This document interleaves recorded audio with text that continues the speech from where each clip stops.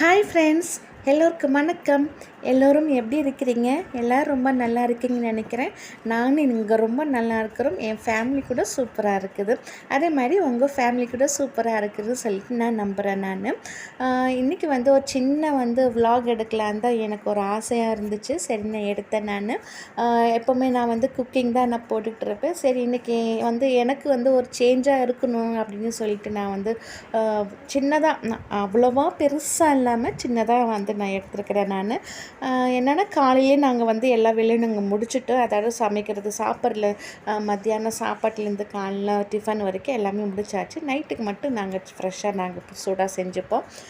அதுக்குள்ளே பார்த்திங்கன்னா, இந்த துணிங்கெல்லாம் மடித்து வச்சுட்டு, அப்புறம் இன்றைக்கி ஃப்ரைடே இல்லைங்களா, அதனால் விளக்கெல்லாம் எல்லாம் கழுவி வச்சுட்டு, அப்புறம் பச்சரிசி ஊற போட்டு மாவு அரைக்கலான்னு இருக்கிறேன்.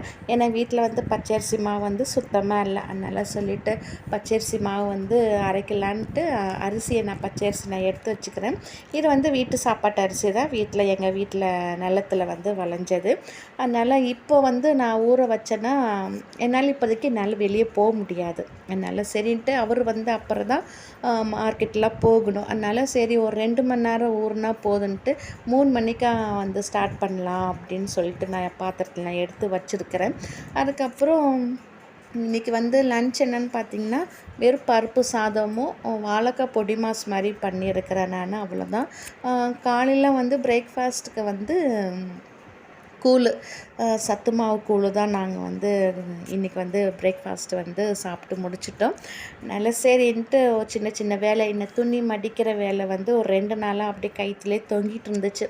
ஏன்னா எங்கள் வீட்டு மொட்டை மாடி இல்லைங்களா, அதனால் மழை வந்துட்டு இருந்துச்சு. சரியாக காயில். அதனால் சரின்ட்டு அப்படியே ஒரு 2 நாளாக விட்டுட்டு, இன்றைக்கி தான் சரி கொஞ்சம் வெயில் அடிக்குதுன்னு சொல்லிட்டு கொஞ்சம் ஆற பறக்கன்ட்டு எடுத்து நான் துணியெலாம் மடித்து வச்சுக்கிட்டு இருந்தேன்.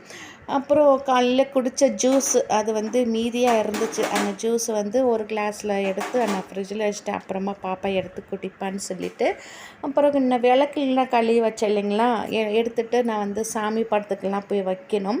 அதுக்கு அங்கேயும் நான் என்ன நினச்சிட்டேன்னா, சரி இந்த பாத்திரத்தில் எடுத்து வைக்கலான்னு பார்த்தா, இந்த பாத்திரத்தில் ஒரு தண்ணி கூட சுத்தமாக செட் ஆகலை. அதனால் சரி பாத்திரம்லாம் அப்படியே வச்சுட்டு, அந்த அடுப்பில் இருக்கிற வேலைங்களாம் அப்படியே அந்த மேலே ஸ்டவ் இருக்குது இல்லைங்களா, அந்த ஸ்டவ்வில் இருக்கிற ஸ்டாண்டை மட்டும் எடுத்து வச்சுட்டு, மதியானத்துக்கு நாங்கள் சாதம் சூடாக செஞ்சுக்கிட்டோம். ஏன்னா அவருக்கு கொஞ்சமாக நான் சாதம் போட்டு வதச்சு நான் கொடுத்துட்டேன்.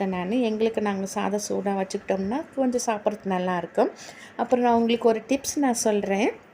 இந்த அரிசி தண்ணியை ஃபஸ்ட்டு கழுவி கீழே ஊற்றிட்டு 2வது தண்ணியை கழுவி நீங்கள் இந்த தண்ணியை ஸ்டோர் பண்ணி வச்சுட்டு, நீங்கள் எப்போல்லாம் நீங்கள் ஃப்ரீயாக இருக்கிறீங்களோ அப்போல்லாம் இந்த தண்ணியை ஒரு ஸ்ப்ரே பாட்டிலில் தலையில் ஸ்க்ளாப்பு இல்லைன்னா ஃபேஸில் 2ல் ஏதாவது ஒன்று, ஃபேஸில் நீங்கள் அடித்தா கூட நீங்கள் ஒரு 20 மினிட்ஸ் கழித்து அப்படியே வெறும் தண்ணியில் நீங்கள் ஃபேஸ் வாஷ் பண்ணிடுங்க. அவ்வளோ ஃபேஸ் ப்ரைட்டாக இருக்கும். அது மட்டும் இல்லாமல் நீங்கள் தலையில் கூட நீங்கள் ஸ்ப்ரே பாட்டில் இருக்குதுங்களா, அந்த ஸ்ப்ரே பாட்டில் நீங்கள் வெறும் தலைக்கு மட்டும் இந்த மாதிரி ஸ்க்ளாப்பில் மட்டும் இந்த மாதிரி ஸ்ப்ரே பண்ணிவிட்டு ஒரு 20 மினிட்ஸ் கழித்து வெறும் தண்ணியில் நீங்கள் க்ளீன் பண்ணுங்கள். அவ்வளோ சூப்பரான ரிசல்ட் தர. எனக்கு நான் இப்போ தான் கொஞ்சம் ரீசெண்டாக நான் இந்த மாதிரி ஏர் க்ரோத் இதுக்கெல்லாம் நான் யூஸ் பண்ணிகிட்ருக்கிறேன். ஏன்னா எனக்கு ஆப்ரேஷனுக்கு அப்புறம் அவ்வளோ முடி கொட்டிருச்சு, அவ்வளோ மெலிசாக இருக்குது.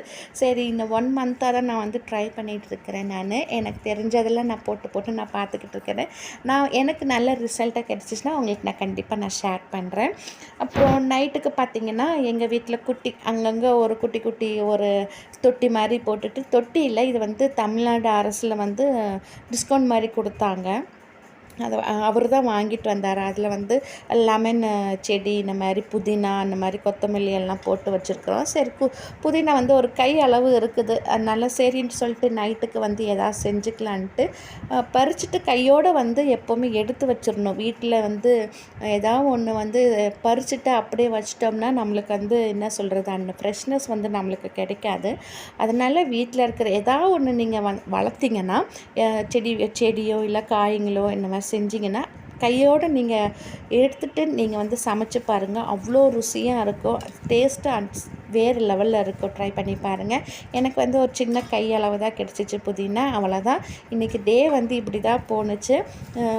இன்றைக்கி டே கொஞ்சம் என்ன சொல்கிறது, மைல்டாக தான் போணுச்சு. மைல்டாக சூப்பராக போயிருந்துச்சு. இதே மாதிரி வந்து நான் உங்களை நெக்ஸ்ட் வ்ளாகில் நான் பார்க்குறேன்.